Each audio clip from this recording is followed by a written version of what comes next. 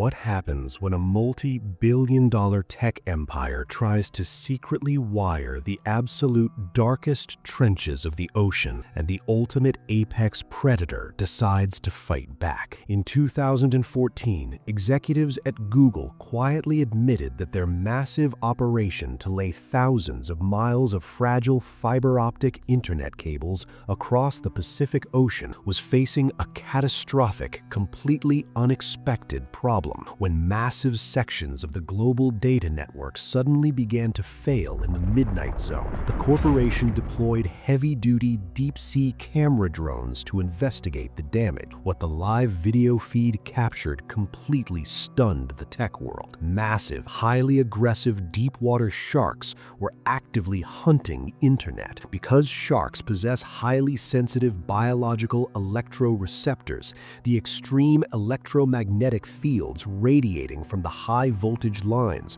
were tricking the monsters into believing the cables were giant, struggling prey. The raw drone footage showed the Leviathan violently sinking their teeth into the wires and completely thrashing them in the absolute darkness. The biological attacks were so severe that Google was forced to halt operations and spend millions of dollars wrapping the entire underwater internet in military-grade Kevlar armor just to stop the ocean from chewing through it. Today, we are opening the unredacted corporate files and analyzing the restricted drone footage to show you exactly what Google is hiding in the abyss. Look up at the sky. If you ask a random person on the street where the internet lives, they will probably point up. We have been brainwashed by marketing departments into believing in this magical, invisible thing called the cloud. We think our text messages, our streaming movies, our financial transactions, and our social media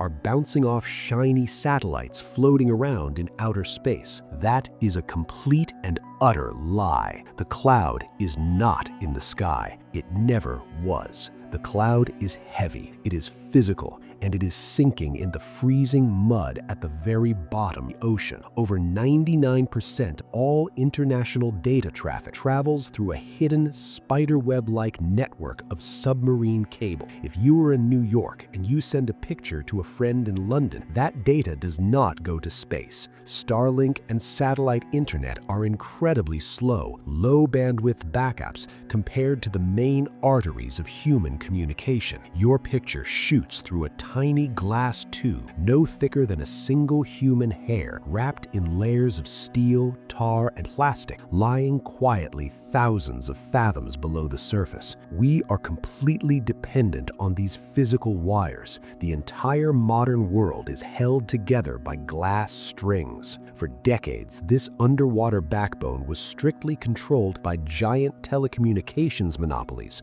or massive government alliances. If a tech company wanted to send data across the Atlantic, they had to rent space on someone else's wire. They were tenants, paying rent to landlords. But right now, a massive, silent shift is happening behind the scenes. The biggest tech corporations on Earth decided they no longer wanted to ask for permission. They decided to buy the ocean. Google alone has spent billions upon billions of dollars laying their own private, massive cables with names like Curie, Dunant, Equiano, and Grace Hopper. They are webbing the planet. Why the sudden frantic rush to own the physical pipes of the internet? Here's a hot take that most financial analysts completely ignore. Google and the other tech giants are terrified of state-level interference and the aging infrastructure of the old telecom company. When you own the actual hardware that physically carries the data from continent to continent, you make the rules. You do not have to wait in line behind other traffic during peak hours. More importantly, you can heavily encrypt and route your private traffic far away from known government wiretapping choke points. It is not just an infrastructure upgrade. It is the largest covert power grab in the history of human communication. They are physically building their own sovereign territory at the bottom of the sea. But claiming territory at the bottom of the ocean is not as simple as dropping a heavy wire off the back of a boat and hoping for the best. The ocean floor is easily one of the most hostile, violent, and unforgiving environments in the entire solar system. The water pressure down there is absolutely mind-bending. It can crush a military-grade nuclear submarine like an empty aluminum soda can. And then there's the wild. Let's talk about the sharks. When the video footage first leaked online showing deep-sea sharks actively biting the internet, normal people thought it was a joke or a hoax. Why would an apex predator care about fiber optic? To make sense of this, you have to look closely at the bizarre biology of a shark. Sharks have tiny, jelly-filled pores scattered across their snouts. These are called the ampulla of Lorenzini. These microscopic pores are basically biological metal detectors.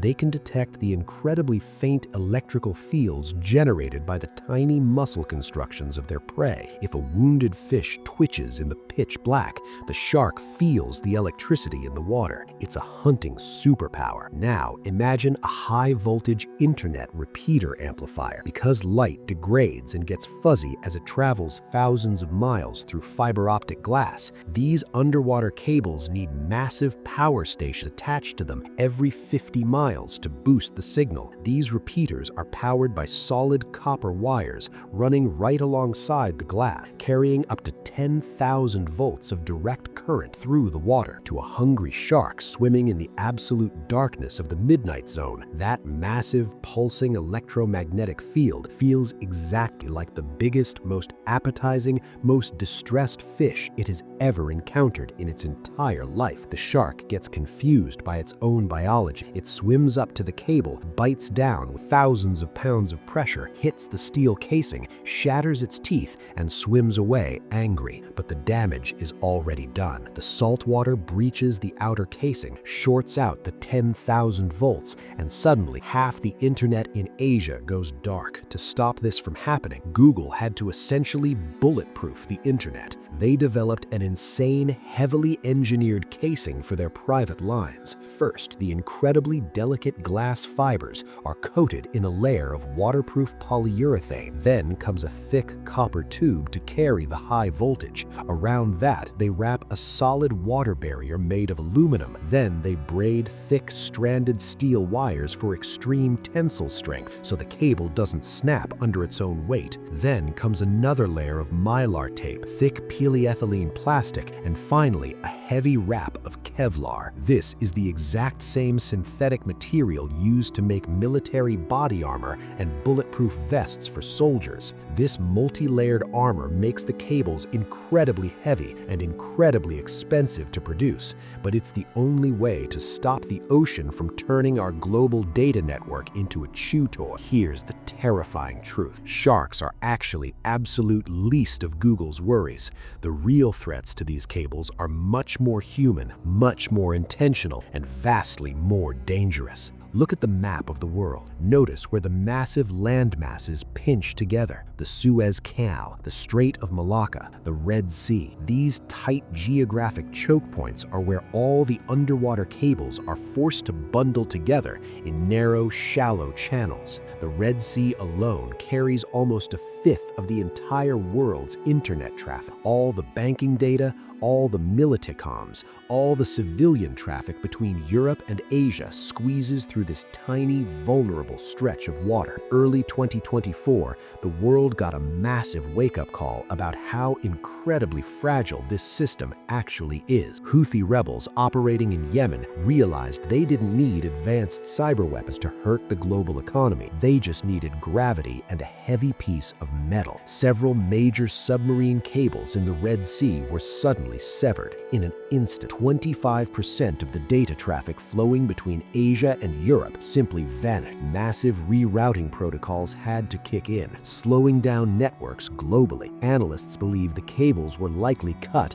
by dragging the anchor of a hijacked cargo ship across the shallow sea floor. Think about that. You don't need a team of elite computer hackers to take down the internet. You just need a heavy chunk of iron and a boat. If a hostile nation or a rogue group wanted to cause a massive, catastrophic global economic meltdown, they wouldn't need to launch a nuclear missile. They'd just need to quietly cut the cables in a few highly specific bundled spots. The global financial markets would instantly freeze. Trillions of dollars in high-frequency trading would stop. Cargo ships would lose their routing data. International flights would be permanently grounded. The sheer panic would spread across the globe before anyone even realized what actually happened. This terrifying vulnerability brings us to the incredibly dark and secretive world of submarine espionage. It is an open secret within the global intelligence community that highly specialized Russian submarines and covert spy ships frequently loitered directly over major underwater cable routes.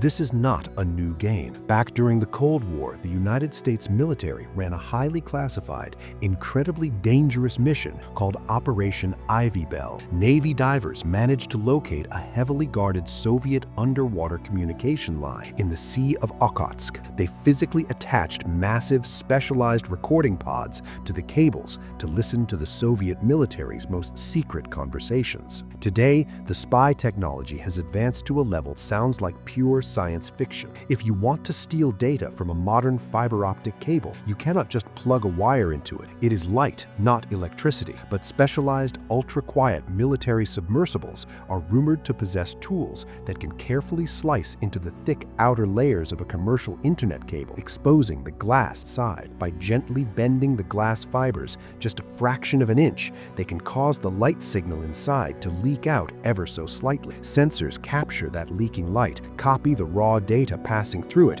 and leave the cable completely intact. The operators back on land have absolutely no idea they are being copied. Google knows this is happening. The United States military knows this is happening. It is a high-stakes, silent game of cat and mouse at the bottom of the sea. Google aggressively routes its proprietary cables across hidden, unexpected paths, constantly monitoring the line for the tiniest, microscopic drops in signal quality that might indicate physical tampering or a spy sub latching on. They go out of their way to obscure the exact GPS coordinates of their private lines from public maritime maps wherever legally possible, citing extreme security concerns. They are not doing this just to protect your embarrassing search history or your private emails.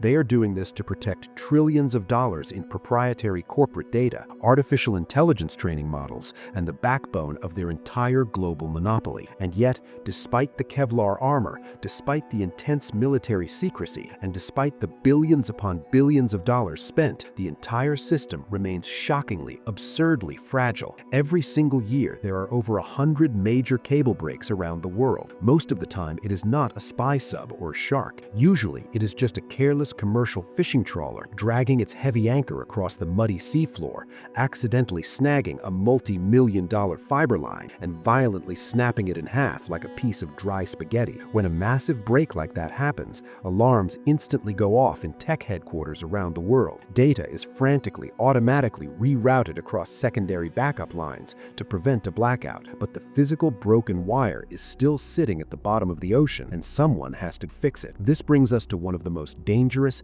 highly specialized, least talked about jobs in the entire world, the submarine cable repair crews. When a break is detected, a specialized repair ship has to rush out to the middle of the open ocean, often battling massive waves and terrible weather. The ship drops a massive, remote-controlled underwater robot, sometimes the size of a small truck, down into the black water. The operators on the ship have to pilot this robot through the mud and the darkness to find the two violently severed ends of the cable. The robot clamps onto the broken wire, uses heavy mechanical saws to cut off the jagged, damaged sections, and then physically drags both heavy ends miles up through the water to the surface ship. Once the wet, muddy cable is hauled onto the deck, the actual magic happens. Technicians sit in a highly sterile, clean room deep inside the ship. They strip back the Kevlar, the steel, the aluminum, and the copper until they reach the microscopic glass fibers. Then they have to physically splice the broken glass back together by hand. They use high-powered lasers and microscopes